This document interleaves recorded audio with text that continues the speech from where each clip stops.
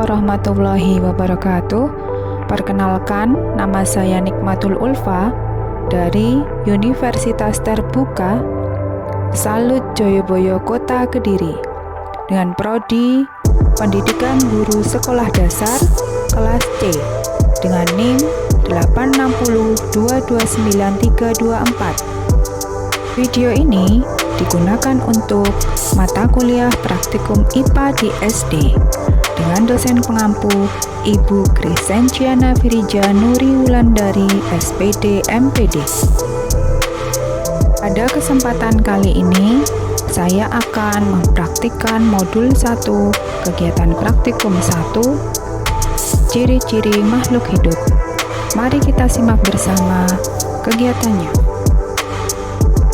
Alat dan bahan yang digunakan pada praktikum kali ini adalah yang pertama alat-alat tulis, yang kedua tabel pengamatan, dan yang ketiga alam sekitar. Cara kerjanya adalah 1. Siapkan alat-alat tulis dan tabel pengamatan yang diperlukan. 2. Pergilah ke lingkungan yang ada di sekitar tempat tinggal Anda seperti kebun, sawah, hutan, atau lingkungan lainnya sesuai tempat tinggal Anda. 3. Temukan lebih kurang 10 makhluk hidup yang terdiri dari 5 hewan dan 5 tumbuhan. 4. Catatlah ke-10 jenis makhluk hidup tersebut dalam lembar pengamatan. 5. Amatilah ciri-ciri dari setiap makhluk hidup yang telah Anda catat tersebut dengan cermat. Terakhir, bubuhkan tanda centang sesuai dengan ciri-ciri yang Anda amati pada tabel. Selanjutnya, mari kita amati lingkungan sekitar kita. Ada pohon pisang.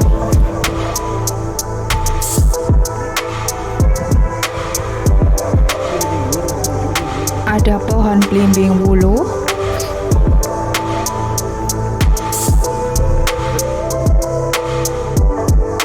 Ada pohon ketela atau ubi jalar.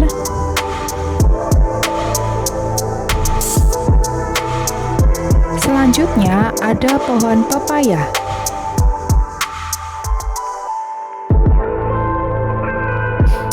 Selanjutnya ada tanaman putri malu.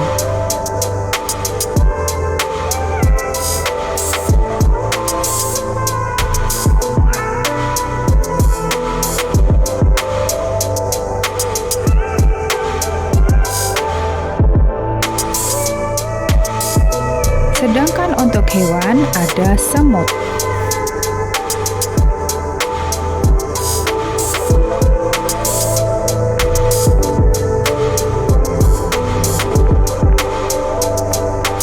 Selanjutnya ada ikan.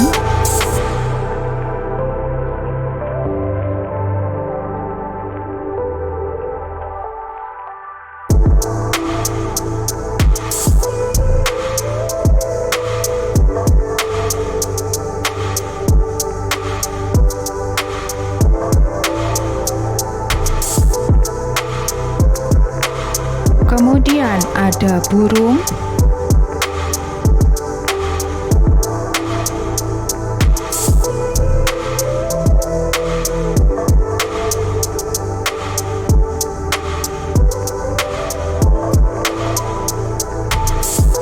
Selanjutnya ada ayam dan kambing. Itulah beberapa hewan dan tumbuhan yang ditemukan di alam sekitar kita. Langkah selanjutnya adalah membuat tabel pengamatan seperti gambar yang sudah dicantumkan berikut ini. Berikut adalah penjelasan tentang ciri-ciri makhluk hidup. Yang pertama, makhluk hidup itu bergerak dan bereaksi terhadap perangsang. Makhluk hidup dapat bergerak baik secara berpindah tempat jika pada hewan maupun tidak berpindah tempat jika pada tumbuhan. Selain itu, makhluk hidup juga mampu bereaksi terhadap perangsang dari lingkungan seperti cahaya, suhu, sentuhan, dan suara. Contohnya, tumbuhan putri malu menutup daunnya ketika disentuh.